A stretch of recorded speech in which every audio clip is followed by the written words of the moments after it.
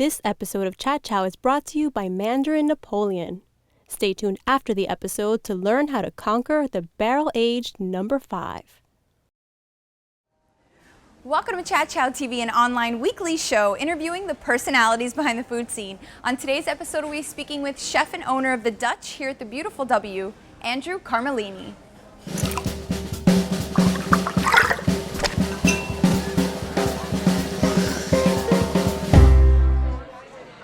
Magic City Collins. Muddled pineapple and rosemary gin. Nice. And English rose, which is kind of a little bit of a holdover from spring because it has rhubarb in it. But when rhubarb was in season, we made a lot of rhubarb syrup. And it's gin and rhubarb, a little orange, and egg white. Lovely. Let's cheers. Cheers, I love these little old-fashioned champagne glasses. To gin. To gin. To gin. Now, I think it's appropriate to say, from doing all this research about you, you're American, Italian, with some French kind of braided in between there somewhere along the way. I'm an American guy. Yes. But I lived in Italy for a year, I lived in France for a year, and I love both those countries and the cooking that they do there. But again, I'm American, so that's what the Dutch is all about. I wanted to have an American joint. And kind of like celebrate being American and not this hybrid between French and Italian and what like American cooking really is, and what I think like a place that should have an American vibe is. I've always been inspired by more kind of what grandmothers are cooking, and not only mine and not only yours, but like the guy from Puebla that works for us in New York, and my grandmother, she was Italian, but they lived in Miami for like 50 years. Right. And the Cuban people that moved down the street, I was interested in what they were cooking. Interesting. That's all part of what I think American cooking is. So, which kind of gives us license to do whatever we want. Yes, I guess so. Which is fun, Now, you talked about you have Miami roots, and since we're in Miami, I thought it'd be appropriate to kind of touch upon that a little bit. Did you grow up in Miami? Your grandmother's still here? How often do you come down? My dad grew up in Little River. Okay. And my grandfather was a GM here on the beach for 30 years.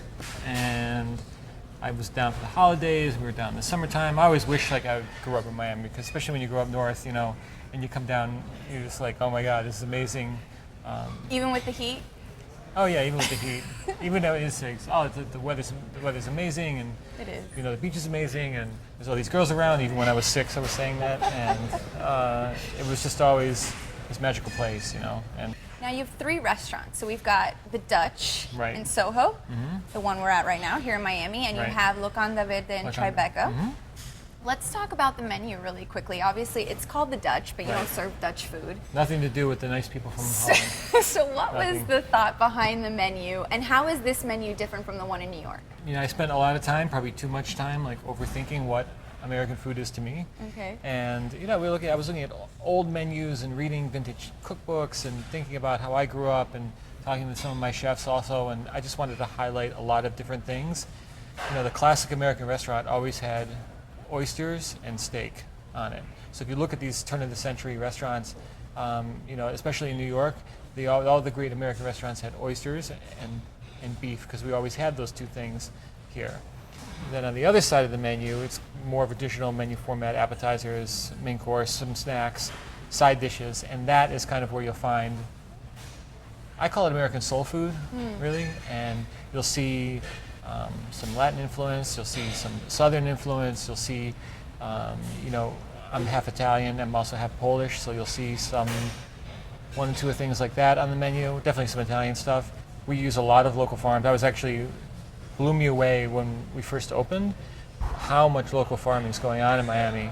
I sort of knew what was going on, like Michael Schwartz is a good friend of mine, and Michelle, a good friend of mine. I know it was going on, but I didn't know how awesome it was until we opened. We opened up in November, and I just saw in the season like all the great things we're getting from Tina's and Paradise and Swank. It's unbelievable, and it made me want to go over to the nice people at Swank and buy everything they make and then ship it up to New York and not let anyone else have it in South Florida, which I know is like It's a terrible thing to say. A terrible thing to say, but these are the evil thoughts that I was thinking, because I was so impressed with how awesome everything was. What's next for you? Approachable French restaurant, maybe? I am. I'm opening up a French restaurant in Manhattan. My dream was always an Italian place, an American place, and a French place. I don't have a name yet. I have a location. I've started construction already, but that's all we know. That's if all I we know. knew that, I would have done this whole interview in my best French accent. Oh, nice. I do. I have one. Maybe wait, afterwards. in I'll share English it with a French accent? In English with a okay. French accent, but I Nice. would have done the whole thing in it, having known that. Nice. Cheers, huh? Thank you. Nice chat. Nice chat. Chat, chow. How you doing? Welcome. My name is Robert Ferrara. I'm the head bartender at the Dutch Miami, and today we'll be featuring our barrel aged number 5. The basis of this cocktail is we have a barrel aged program where we take a cocktail and we age it for 2 months. This particular cocktail, number 5, we feature a pisco, the lovely Mandarin Napoleon, which is a beautiful orange cognac-based liqueur, and Chinar, give it some nice artichoke notes for fall. This cocktail is very easy to make. We age it for 2 months, and then we take it out of the barrel. We put it through a cheesecloth, make sure we get no particles from the barrel, and then we bottle it in nice generic bottles with a handwritten number 5. Number 6 is actually in the barrel right now, aging, so hopefully that'll be ready by late January, early February.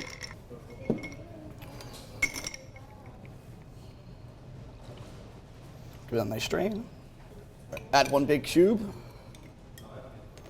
And this one we're going to finish with a grapefruit twist.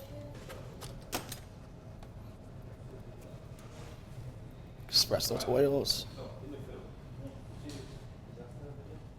So there you go. You have barrel number 5 featuring Mandarin Napoleon. Thank you very much and enjoy.